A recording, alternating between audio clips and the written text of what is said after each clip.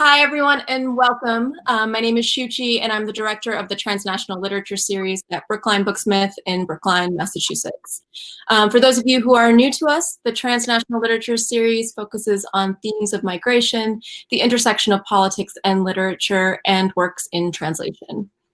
Like many bookstores, our physical location is currently closed, but we're thrilled to be able to continue on in some form with this series. I hope you'll consider purchasing a book from Brookline Booksmith to support the work that we're doing, and that you'll check out our other upcoming transnational events. A couple of crowd pass tips. You can chat the whole time, as many of you have discovered. Be nice, we can all read it. It saves, you can all see it later, so just be nice. You can also ask questions in the box below, and we will kind of check in on those questions towards the end of the event. So you can ask throughout, and you can kind of vote on the questions that you think should be asked. And finally, you can see the authors, but they cannot see you, so get comfortable and enjoy the talk. This evening or afternoon or night, depending on where you are, we are celebrating the wonderful Gothic fiction of Spanish writer Sara Mesa. 4x4 is an atmospheric, absorbing story set in an elite remote boarding school. Originally published in Spanish in 2012, 4x4 was a finalist for the Premio Heralde Prize and was just released today in English. Here to discuss Sara's novel and her work, translator Katie Whittemore and publisher Chad Post. Katie Whittemore has translated the short fiction and novel-length work of a number of Spanish authors, including novels by Javier Serena and Elioka Cole, which are forthcoming from Open Letter Books. Katie is the translator of Sara Mesa's 4x4, and she is joining us from Spain. Chad Post is the publisher of Open Letter Books, the editor of the 3% website, and a passionate advocate of work in translation. In 2018, he received Words Without Borders Ottaway Award for the promotion of international literature. He's calling in today from Rochester, New York. I'm thrilled to have them both here in this virtual space to talk about the process of bringing Sara Mesa's 4x4 to an English-speaking audience. Thank you guys for being here, and thank you, everyone. Yes, thank you, everyone, for coming out today for literally this is a very exciting day, year and a half in the making, or almost 2 full years in the making for 4x4 to officially be released to all US and English readers throughout the world on today. And I would like to take a minute to toast Katie, but I want to do this because this is her debut translation coming out. Very proud of it. The work that she did on this is pretty amazing, and we're going to get into it in a lot of detail. Before I toast her, I'll tell you what we're going to do. So some people might have seen the wordplay event that we did last week with Sara Mesa herself, and we talked a bit about the book and about how it came to be and about her influences. For this event, we're sort of going to do a complement to that, where we're going to focus a lot more on Katie's work and on the translation, on the aspects of the book, on what made it complicated to translate, how it got revised, what we were trying to do in the editorial and translation process, and lots of different bits of it. So you'll get a lot deeper conversation about specific things within the book.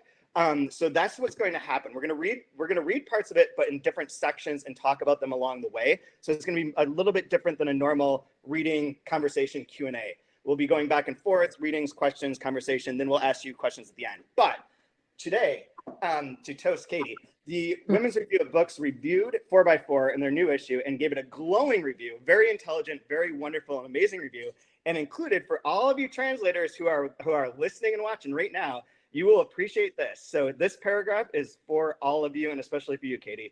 At the front of it all, bringing us the disgust, uneasiness, and horrible beauty of Mesa's original vision is translator Katie Whittemore. Her translation eases Mesa's style into an eloquent English. The result is succinct, alarming, lovely, a book written in the vein of classics, a story within a story within a story, in which readers of Spanish language literature will find echoes of Cortázar's seminal hopscotch. Whittemore brings 4x4 closer to us, to our reality, making us uncomfortably aware of the truth it is based in, which is a pretty good praise for translation. Yeah. So on your pub day, cheers to you. I don't know if you have a glass of wine as well, but I have one. It's 11 p.m.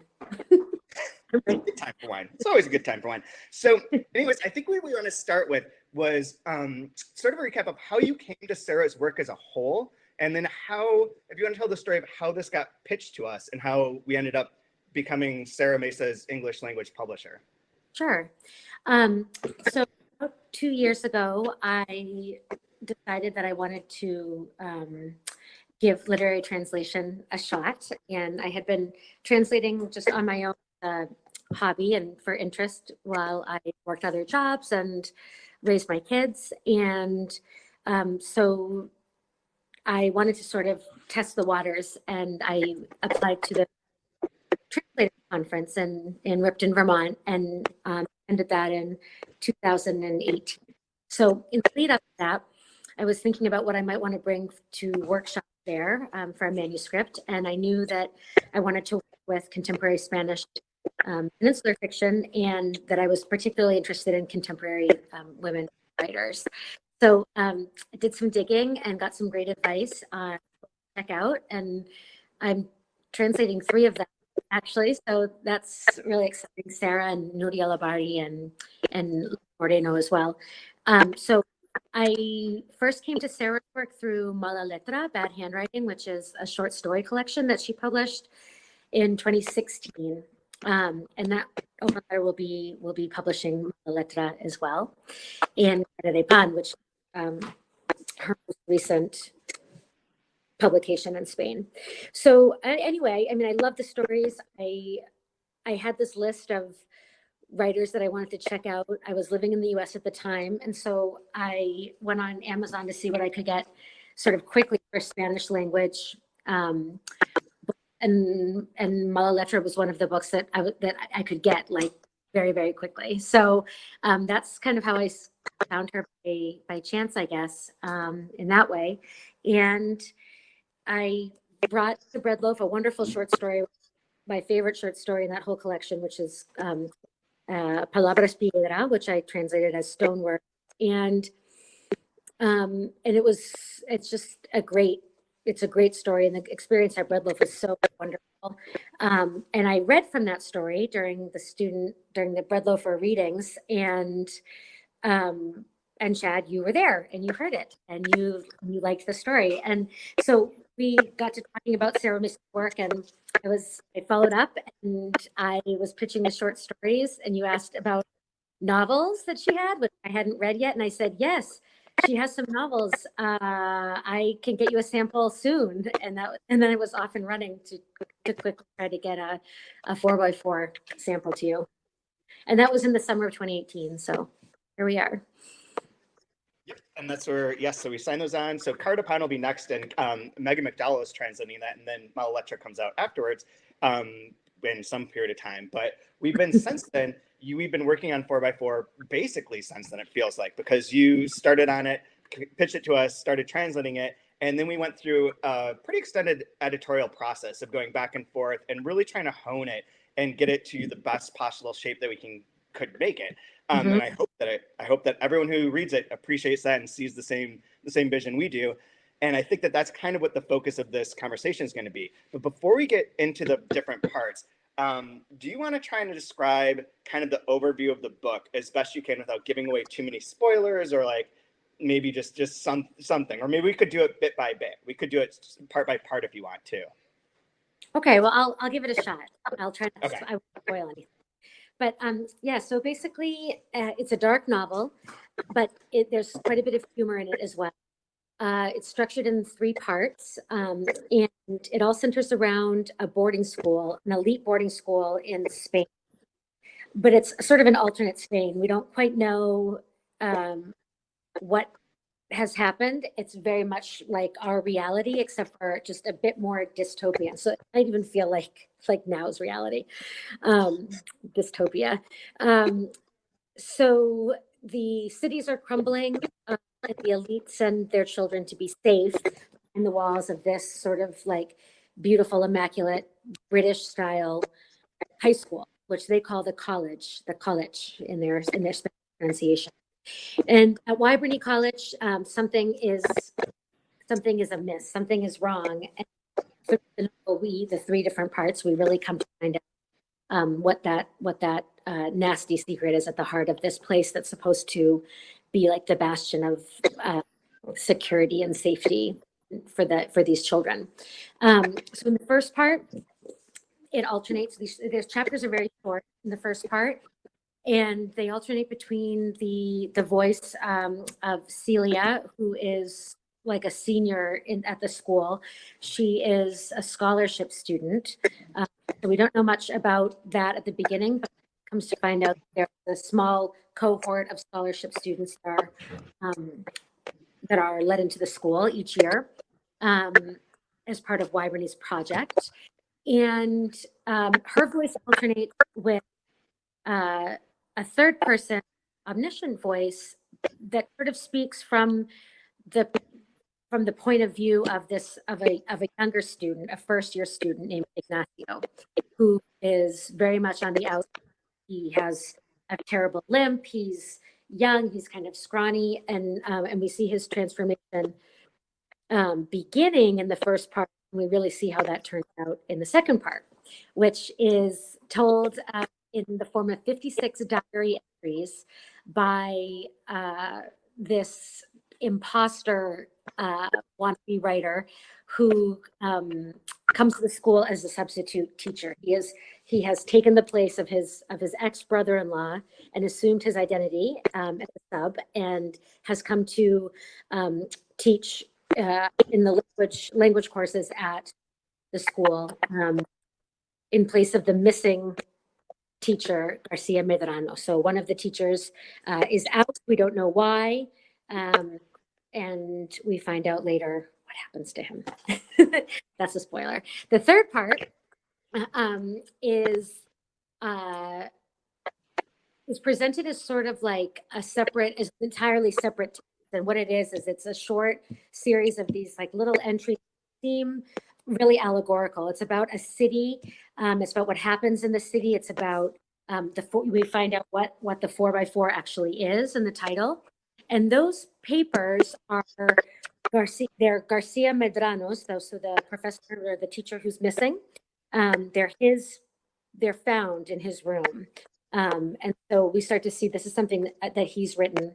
And that sort of holds the key to everything that's the mystery really that's happening. Exactly. Is that yeah, that's perfect. That's absolutely perfect. And that really gets to it. It is a book that has Gothic tinges. It does have like a Shirley Jackson sort of vibe to it. And it is a lot. One of the things interesting that we'll talk about in a minute is that a lot of the things that are kind of the horror or the real darkness happens off screen a lot. So you as a reader are forced into a role where you have to look past what's on the page and try and infer what actually is happening, even though you're given hints and you can see it in ways, but it's never like directly stated, and except in a couple little moments kind of, but even then you're left still to interpret like what that really meant or what that really was. So at this point in time, we were going to play Sarah reading the first section, the first two pages of this, but the ability to share my screen seems not to be working, and I don't want to risk trying it and kick everyone out of this conversation somehow, which seems quite probable. So instead, we're just going to jump ahead to that, and Katie's going to read the same section that she was going to read, that she did read in this recording I have, but read it in your translation. Oh, okay. All right. So this is the very first chapter, the opening of the novel, and it's entitled Celia. The contour of the landscape curves, fades, and descends before dissolving in the distance. We are there at the end, paused and panting under the motionless sky. It's February and still cold. The air cuts off our breath, attacks Teeny's lungs. She's been sick for weeks. We've never made it this far. Our sneakers are soaked from walking in the muddy grass, avoiding the roads. We wait for Teeny to catch up and then mean. Should we have breakfast now? Valen asks. Her chubby cheeks tremble. Valen is always hungry. The rest of us protest. It's not time to eat.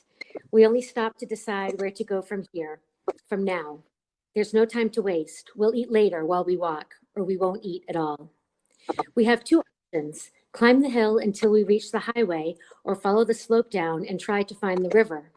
The river is probably an exaggeration. Memory summons to mind a brown thread, creek at best, but not its exact location. None of us have been through here in years. I say we head for the highway, then we can hike wherever somebody will take us. Marina sounds braver than she acts. We're not convinced.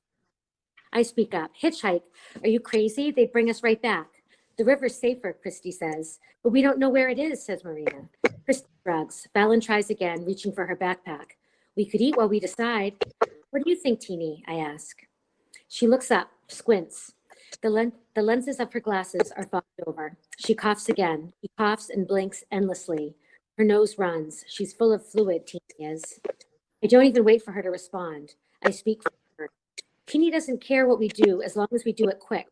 Sitting around in the cold is going to kill her. I think she should eat something, Valen says. Shut up, you greasy fat ass, Christy says. They fight, first with insults. Then they throw themselves in the wet ground and roll around theatrically, half-heartedly. Marina goads them. It's not clear whose side she's on. Teeny and I wait. She thinks about nothing, and I try to think about everything. It doesn't matter. I see them coming in the 4x4 up the narrow dusty path. They're coming toward us, and there we are, stopped as time.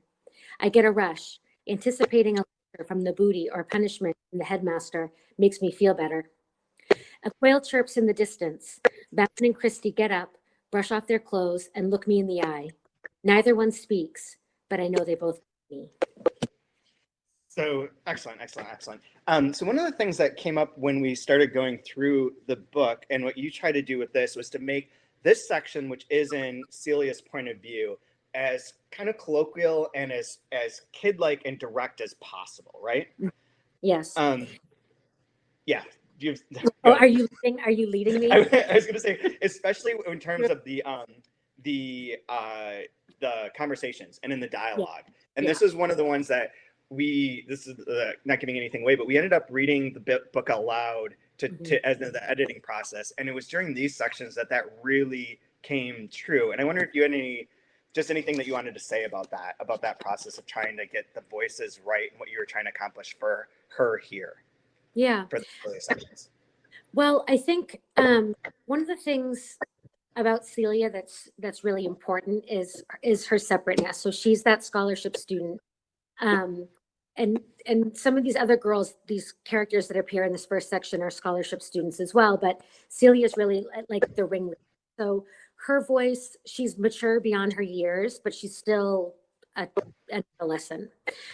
So there are parts where she seems to be, so she's smart, she's intelligent, and she's articulate, and she sees, I think she kind of sees beyond sort of her normal teenage reality. So I wanted to capture that, but she still talks like a teenager. So I think what you're getting at, Chad, is that there was this balance between trying to make sure that the dialogue between the students sounds somewhat authentic, but at the same time, this isn't really like trying to mirror real high school behavior necessarily either. Like there is sort of, in the original Spanish too, I see that there's like a small bit of like a remove from like the everyday. So we didn't want to date it too much. We didn't want to use we wanted it to be colloquial, but not so rude, like an exact particular time necessarily.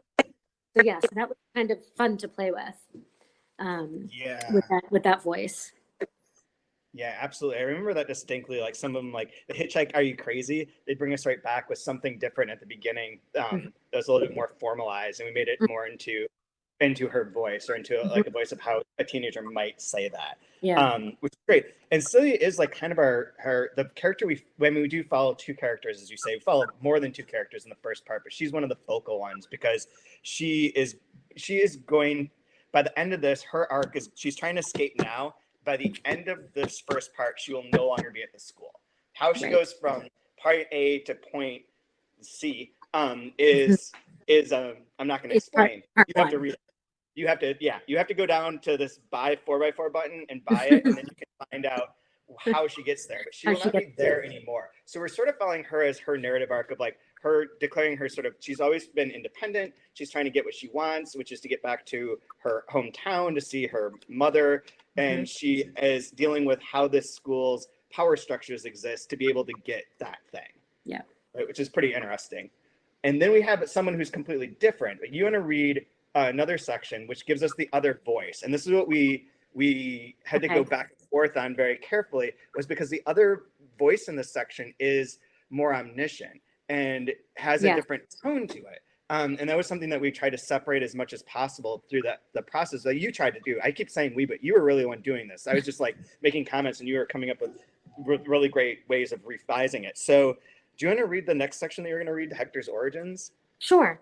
And I'll just preface this, that like this voice, so we have to imagine that this is in Spain, and the great hallmark of, you know, a good education is English, right? So the fact that like the school is modeled British system, even the architecture, it was sort of just like it's like, you know, British, it's like Disneyland, British college style. So they so there's, in this voice,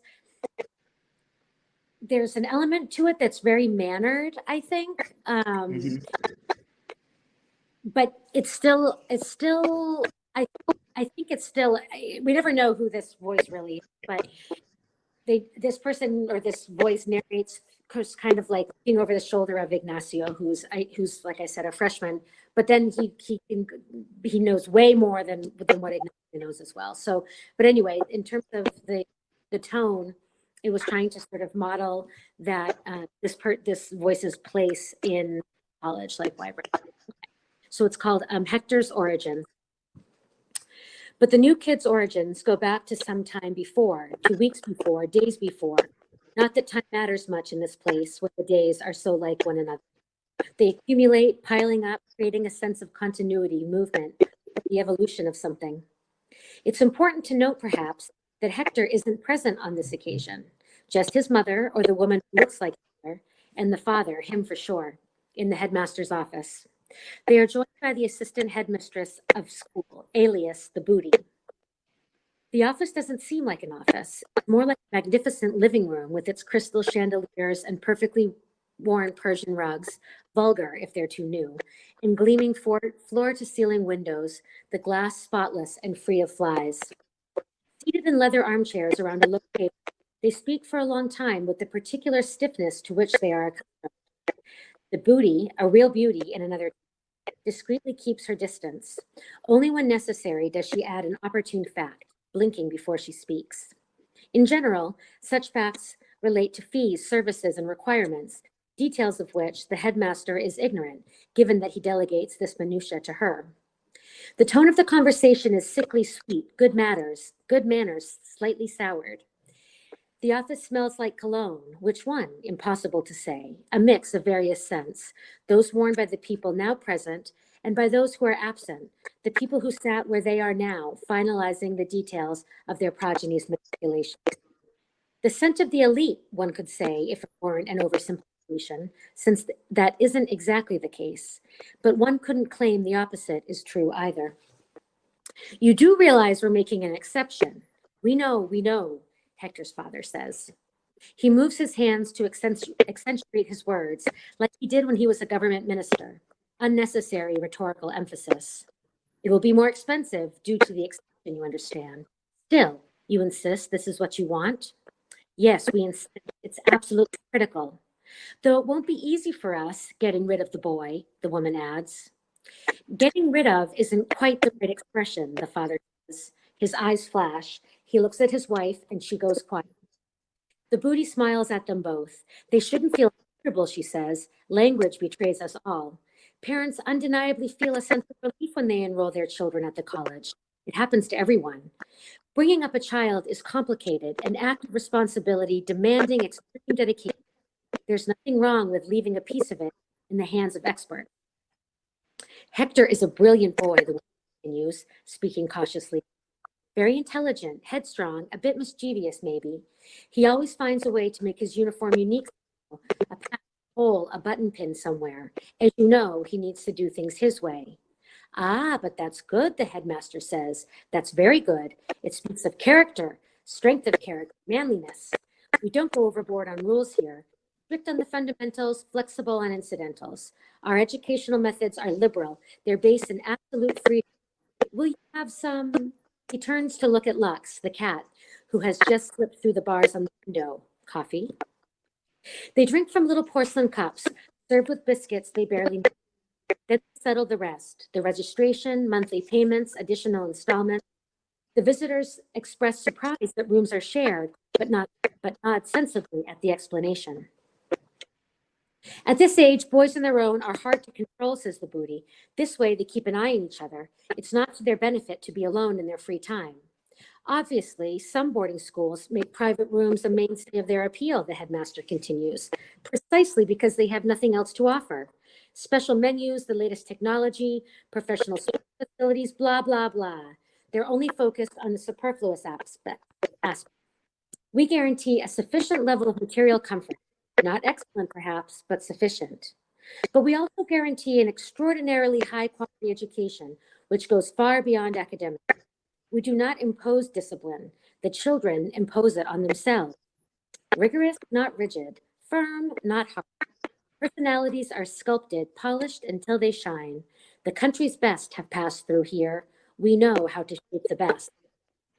He carefully cleans his beard with a napkin and waits for a reaction. The couple smiles. They are notably, visibly relaxed. An agreement has been reached. So yeah, so it's a little bit more formal, a little bit more pompous.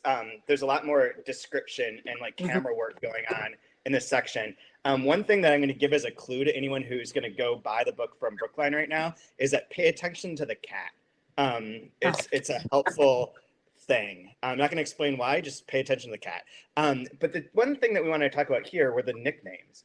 The booty in particular, but also Teeny from the earlier section. So the booty, first of all, I don't think we either of us clearly remember, but I think we added a little bit here to try and emphasize that she's called the booty in part because of her body and because of her former beauty. And I think we might have added a real beauty in another time or something I feel like or maybe the quotation marks around the booty. There's something we did to try and like make that her nickname. But explain your thought process on choosing that.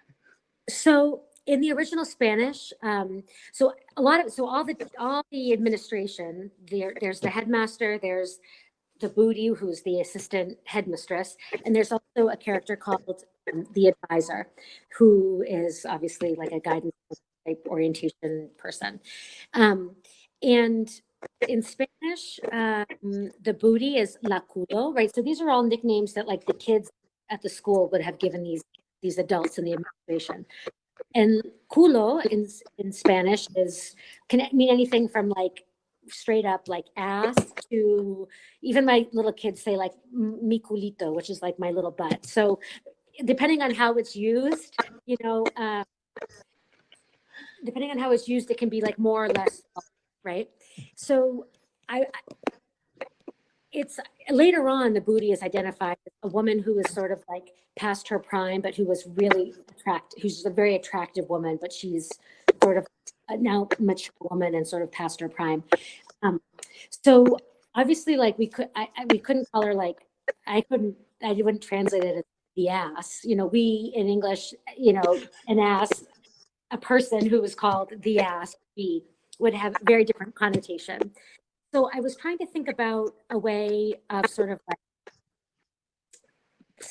almost like indicating, like really thinking about her femaleness and her sexuality. And so booty seems like something that maybe the kids would say that. Like, I don't know what the kids say. No, but so I wanted to sort of sexualize the word, but also not make it too vulgar. And so that was kind of like, because I remember actually when you first read that, I remember you saying like, why would you like why is she called, like why did you translate it as booty, like what's going on with this? And so that was the my thought process behind that. And then there's like there's a character named Teeny she's sick, she's small, she's always sniffling, and they call her Poquita, which is like little thing, really in a way. And for those of you who were with us on Wordplay, you know that my phone died, and now I just got my battery is low, so my system is not working. So yes, I'm gonna have to excuse myself for a second and get a different charger. I'll be right back. So So Chad, Okay, I'll bet. if you could fill in for a minute. Yeah. So teeny was a choice that was made because it sounds really good too. Teeny, like rather than just like tiny or small one or little girl or anything that's like that, it does give it like a little bit better ring as a name. The booty thing that was funny was the first time I read it, I don't think there's any quick indication in that first section that she had any physical attributes or charms. So I thought it was like a part of a school, like someone who's like the booty runs the blank. But that wasn't at all what it was. And as she explained, that's why we got to that point, why we're sort of playing with this and trying to make sure that it works and that people knew where they were and were forced into some weird situation where they had to try and figure out what that might mean throughout the whole book. So yeah, so they're good. The nicknames you came up with were great. Okay, thanks. Sorry. Good job. Sorry, everybody. I'm back. We got it. Okay, so okay. Was there anything else you wanted to add about that? Because I think we should move on to part 2, because this is a funny part. This is what I was going to tell. So the reason that we ended up doing this so diligently and like line by line is that we were writing the jacket copy, like aka I was writing the jacket copy, and I was like, Katie, this is so dark. Like it's really hard to write about like what's going on at the school and the framing of the story, because there's not like something that gives people like a relief, like a moment of being like, oh hey, you know, I can read this and I'm not going to feel like I'm in some really scary situation all the time. Yeah. And you're like, oh, but it is funny. Like the second part's really funny. And I was like, I don't know about funny. And then we started talking about it more. And the second part is narrated by this wannabe writer who is an imposter. And he does use, the more that we played with it, and the more that you pointed it out to me, and the more that you emphasized it, he uses these different like writerly tones where he's like kind of pompous, a little bit like full of himself, but like not quite right. He's kind of annoying. He's sort of an irritating figure, but he does serve a very valuable purpose for the book. But let me let you read the page 104, that entry, so that you can so that you can talk about the sort of what you did to make sure that his sort of arrogance and pomposity was coming through. Okay, let me just get there. I don't have a finished copy of the book yet because of the coronavirus, so I'm scrolling through a PDF on my computer. So yeah, PDFs. You've got a galley. But one thing I would say is that was like a really, just for the other translators that are hopefully in the crowd. You know, this was the first full manuscript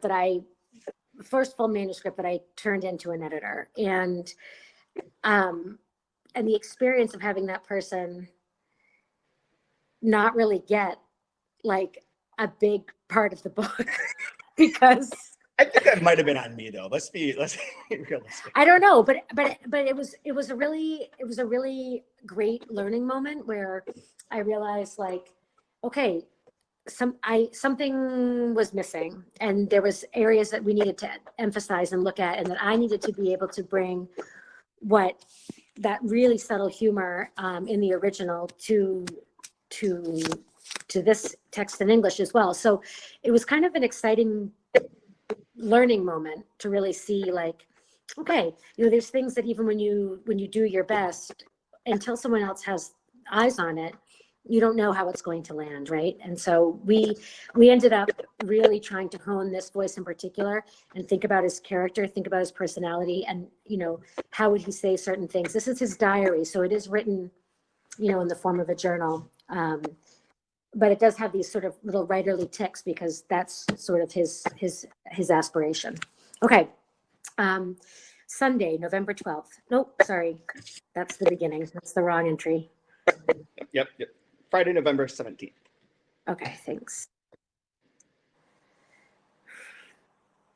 I'm glad I can't see anybody in the crowd. It's like no one else is here. It's fine. You're doing great. Totally fine. I do want to say while you're looking for it that the original draft that you turned in was really good. We're talking about all the things that we did to improve it, but I want to make sure that everyone knows that it was a very high quality. It was just like tweaking and playing with to bring it from like a 9 to a 12. This is kind of a metaphor that we used a lot for different levels of translation that we started talking about through Fred Loaf last summer and working on this, was that there's this really high level when a translation is working where the translator is also functioning as an interpreter and providing a reading of the book and seeing the patterns that the original author had put in there that you're easy to miss if you're focusing on line by line or how it sounds. There's at some point you have to also see the global picture and how the word choices are threaded throughout and that there are different resonances. And it was in going through it the number of times I did that those resonances started popping out and started seeing like this like spider's web of like semiotic references that made it so much better. So like it was already really good. You just took it to like a plane that makes it like classic and like and very masterful. Okay, that's perhaps a bit of an exaggeration, but thank you. Okay, Friday, November 17th, night. Silence all around. I look out at the star-festooned heavens blanketing, no, smothering the college. It must surely be cool outside, but in here it's warm, protected. It was fine, I tell myself. Everything went fine, but my voice doesn't sound like my own. I successfully weathered the first week, but I'm still uneasy. Something about this place escapes me. As I'm turning it over in my mind, my sister calls. I had completely forgotten about her. What happened, she asks. Why haven't you called? I didn't even know if you got there okay. Her voice is a rebuke. Of course I got here okay, I say. Why wouldn't I have? And you'd know if something had happened to me. It's not like the Guardia Civil would pay for my funeral if I'd had an accident. She isn't amused, but she is persistent. She keeps complaining. She was worried, she says. She calls me inconsiderate, selfish. But her desire for details gets the best of her. She asks me what the college is like, what documentation they asked me for, if I started teaching right away, how I'm getting on. Too many questions at once. I answer them in order, methodically. The school is peaceful and lovely. I've been teaching for 5 days. I'm doing the best I can. Luckily, no one has noticed anything for the time being. I don't conceal the difficulty of those first days, my disorientation, the issue with the bathroom, the perpetual devastating feeling of clumsiness and inadequacy every time I face the students. Well, I can't understand why, she says. You wanted to be a writer after all. There's not much difference between writing and teaching language. Oh no? Is that what you think? They have nothing to do with each other. The greatest writers weren't school teachers. But you aren't a great writer. An unimpeachable argument. I don't know what to say. She goes on. One would assume you know something about words, and you have to teach others how to use them. I don't see the problem. No, maybe there is no problem. I feel brushed off. Careful now, I warn her. This scheme of ours won't last for long if they've tapped the phones. Are you serious? Do you think they would do that? She sounds cautious, but I detect a hint of dismissiveness. I know my sister well. Of course I do. This is a ritzy school. There are kids here whose parents are government ministers, big businessmen, actors, members of the mob even. I wouldn't doubt it. Do you think they'll look into your background? What if he finds out? He is her ex-husband, my ex-brother-in-law. He is the one who should be here had he not left her without any explanation. It doesn't bother me to be a bit cruel. He's not going to find out, dear sister, and you better accept that. He's gone far away. To another country, across the ocean maybe. He was smarter or quicker than the rest of us. What, do you think he'll come back to collect his documents? I picture my sister on the other side of the other end of the line, looking old, upset. No one is coming back for her, that much is clear. But what if I am found out? If Senor J or the assistant headmaster were to unmask me at one of their cryptic meetings, what would be the consequences for me, for her? It's better for you not to call, I tell her. I'll call you soon. We agree that I'll call on Sundays. She makes me swear not to forget. Don't worry, I say, yawning. I hang up and sit by the window, not sure what to do. Should I stop there? That's perfect. Yeah.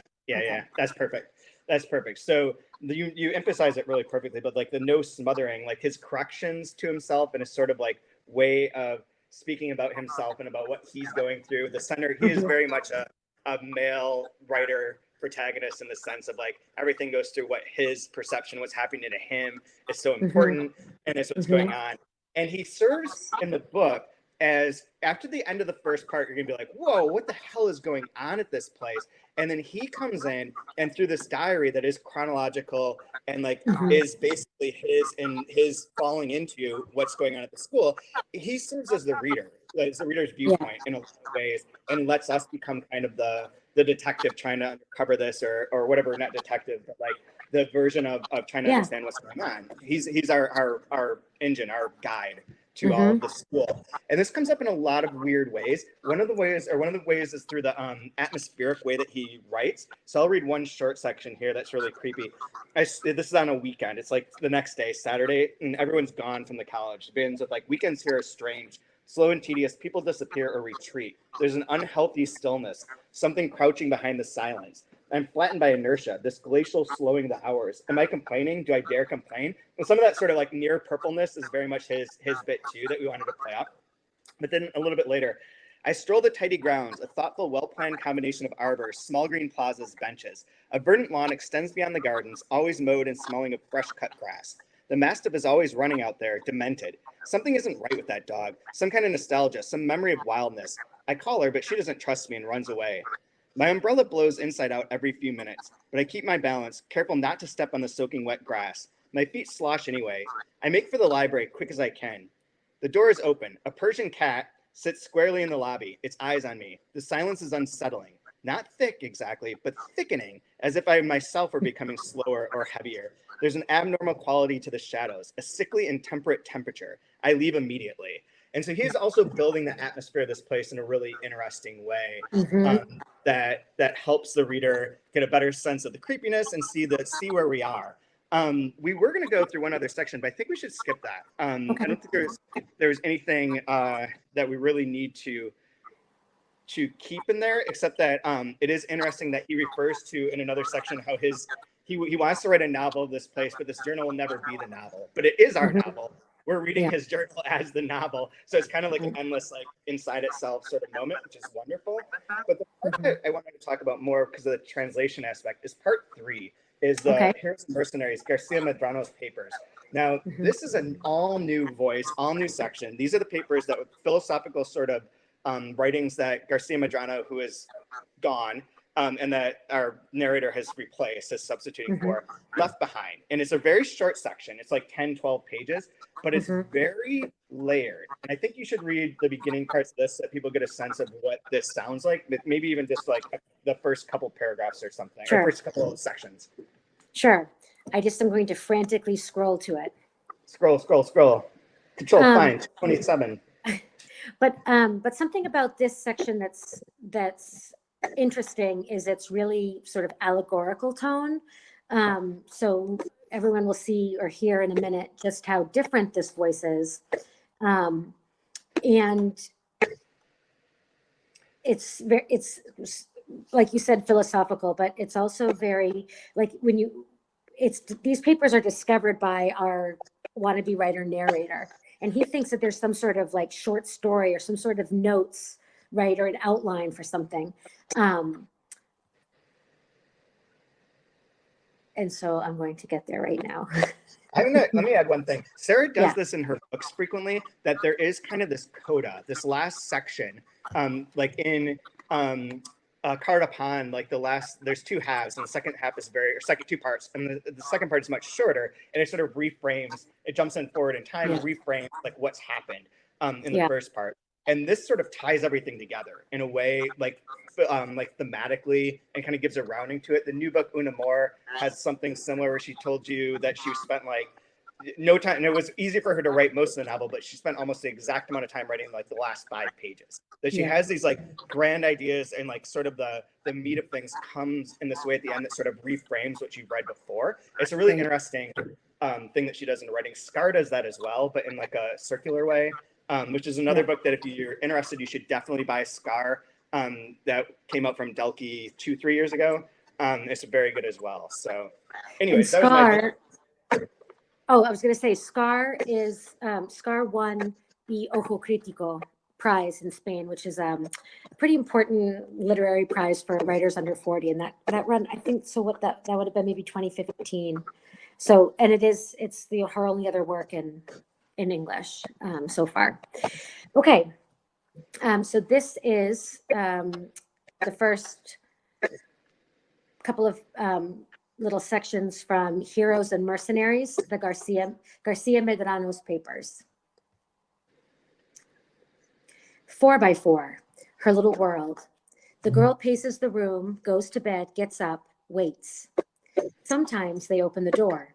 It's usually to leave her food, good food served on plastic plates with small plastic utensils. But sometimes they open the door to let her out for a bit, too. She likes when they let her out. She gets some fresh air, has contact. It's more than 4 meters by 4 meters, the outside world. Outside, they treat her well. They cherish her. She likes when they take her out.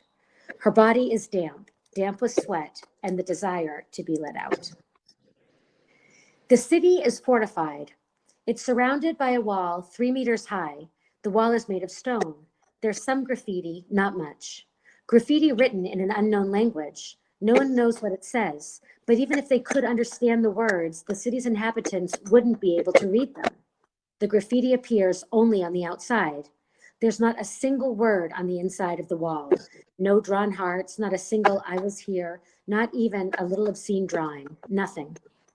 Politics don't exist in the city, or at least the inhabitants aren't aware of the existence of politics.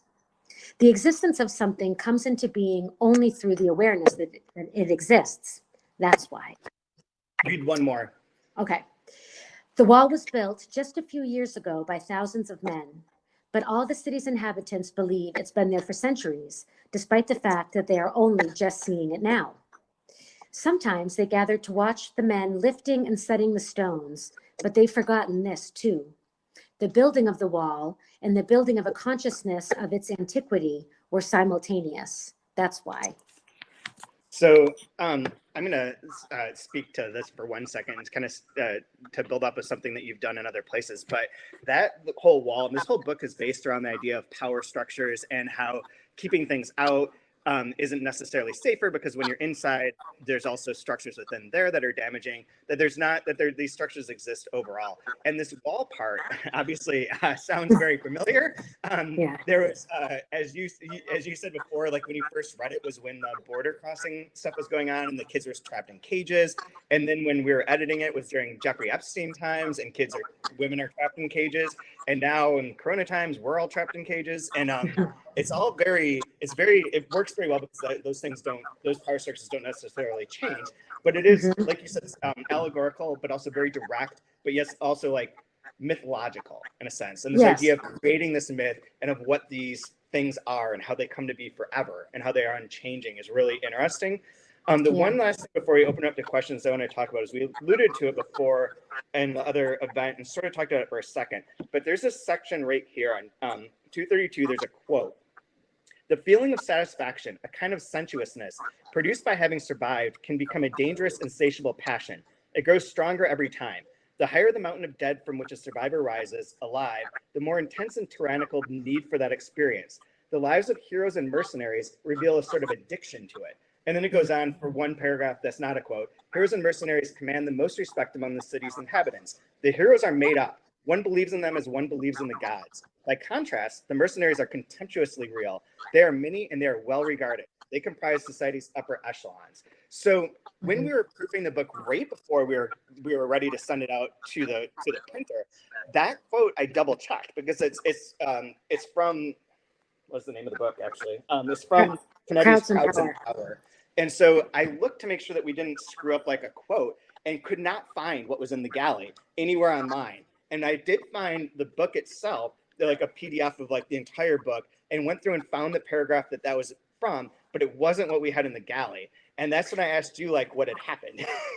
And you explained that you... Well, right. So I just translated the Spanish. So Canetti wrote, I believe Crowds and Power is originally in the German. Yeah, right? I think it is.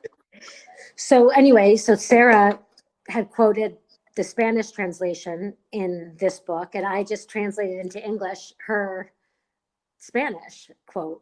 And then forgot to, maybe, I don't know if I forgot or if I just didn't go back and try to find an original English translation of it. But anyway, you did, and you noticed that they didn't match and asked me about it. And I said that I couldn't remember if I had translated it myself or not. But then we, figured out that yes, I had in fact translated that quote from the Spanish myself. And this was like right toward the end, and we were going back and forth between.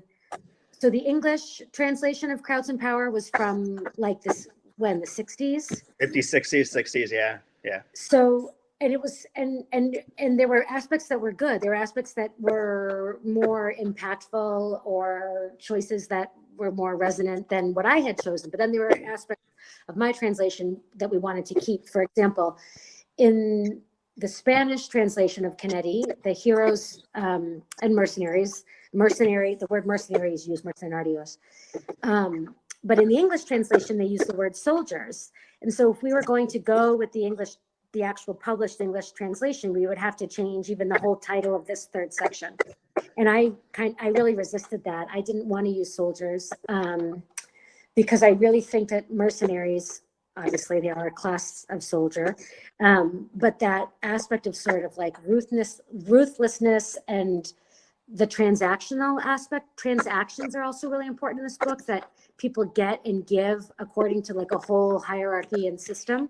And so I wanted to keep that idea of sort of continuing with the transactions. So kind of fought for mercenaries, but I think what we ended up doing, because my brain was fried by this point, is I just said, I asked you to just take my translation and take the original translation and put them together. And we kept mercenaries, and that's what we ended up publishing. So. Exactly. That was an interpretive question, because we both agree that mercenaries is better, but we're unclear over the ethics of not using the existing English version, and decided that for the sake of the book, that mercenaries was so much more powerful and in keeping with the themes, much better than soldiers. So that's why we just invented our own new version of that. The quote. Yeah, we have a new translation of Kennedy via the Spanish. It's like Kennedy via the Spanish, via Katie Whittemore, via the original translator, via me. So it's 7 hands in one pot making that one paragraph. The one quote. So we have a couple questions. Great. One of the first ones is, did Sara provide you with any extra information about the background or origin or setup of the main 3 characters in these parts, if there was any at all, or did you just work with the text itself? I just worked with the text. But I think, so I didn't ask Sara for anything, specific for background or for information about her process, but I had read so much of her other work, like the stories in Mala Letra are, I guess I would say I've read all of her books, and I think that in 4x4, which is not her first novel, but it is one of the earliest ones, sort of all the seeds for the work that's come after are present in 4x4. So because I had read the stories, which, they take place in Cardenas. So Cardenas is a fictional city that Sara uses as a setting in almost in all of her books for the most part. Everything I can think of right now. So I felt like I kind of understood that there was like this other outside, element, or these connections within the work. And that helped me when I was translating this, kind of to understand that there's like a little bit of world building, I think, in what she does. Absolutely. But yeah, it was mostly face value, just looking at the text. Absolutely. Do you have a favorite perspective or voice from the book? I think I think I prefer the third person sort of omniscient narrator from the first section. I really like that sort of like that mannerly, like overblown voice, but that can get behind the scenes of everything, like the darkest and the dirtiest stuff that happens from the perspective of all the different characters. But it's described in this sort of arch way that I think is really, I think that voice is actually very funny too, I think. It sort of mocks that. In its archness. Yeah, it sort of mocks their like Mm-hmm. colleges, like where this pompous college sort of idea, it undercuts that in very, very interesting ways. How about, tell us about a passage that was particularly difficult for you to translate faithfully and what made it difficult. And that reminds me of the one that we skipped over on purpose, that you asked Sara about, and she's like, I have no idea. Oh, God. Oh, yeah. That's actually a really good question. Oh, my gosh. I didn't want to talk about this because I know. it was so stressful. Can I read the line? Yeah, sure. Okay, let me try. Okay, so here's the paragraph that was, I'm gonna guess, is the one that was the toughest. The metaphysical paradox of indisposability loops around itself, resulting in a de facto impossibility. The city's inhabitants can dispose of things, they can even dispose of their own bodies, given that it's always possible to kill themselves. And yet the body itself is something that can't be disposed of in the absolute sense of the word, unless it is left in such a state that there is no longer any possibility of its disposal, in this case, its use. Therefore, the absolute disposal of the body actually comes down to putting it out of use. So the city's inhabitants can commit suicide, but they cannot, strictly speaking, dispose of themselves. Now, we worked on this forever. Like this third section, if anyone has like an early version of this and then check it against the latter one, you're gonna be like, whoa, because it got sharp. We put it all into focus as much as possible. But do you want to explain the real problem with that from like just the language aspect? Yeah, I wish I had the original with me. I don't, because we're quarantining in the village, so I don't have any of my things. But so the word what we're talking about here about disposability, in the word in Spanish that Sara uses is disponibilidad, which also means availability, right? And in English too, like you know, if you have something at your disposal, it's available to you. But we don't in English jump to that connection as easily as you can in Spanish, because it's the same word. Disponibilidad is you know, disponer is you can either have something, or it can also mean you can be giving it away. You can be getting rid of it, like to dispose. So this tough little metaphysical problem, which actually comes from Gabriel Marcel's The Metaphysical Journal, and it's the idea of disposability related to suicide, which is an important aspect of the book as well. Basically, we had to try to think about that play on words that in Spanish is so much easier because it's just the one word, but we had to introduce dispose, disposal, but the two meanings of disposal, to either be getting rid of, to be putting yourself out of use, or also the idea that if something's at your disposal, it is available for you to use as well. And what does suicide do to a body? Which is, it's not a pleasant section. And that was that. Okay, so that was, this is the question, I guess, for VJ. That was a very challenging paragraph that we spent a lot of time trying to make some sense of. And I think that was the one that you asked her about, and she was like, I don't remember. Oh, yes. And so I write to her and I said, I'm really struggling with this. And I wrote her a list of questions, like trying to interpret philosophically what she was saying. And she just wrote back and she was like, oh God, I'm so embarrassed. Like, why was, sort of saying like, how pretentious to be doing this, like philosophical reasoning. And she didn't really know, she couldn't really like remember what she was thinking. So we had to play with it a lot. So we're basically at the end of the time, and I want to thank everyone for being here. I'm going to ask the last question as to let you kind of roll it out. But Okay. First of all, thank you everyone for being here. Thank you for setting this up. Thank you for letting us have this conversation. It's been fantastic. Let her ask the last question. Buy 4x4 from Brookline, right there, right below my face.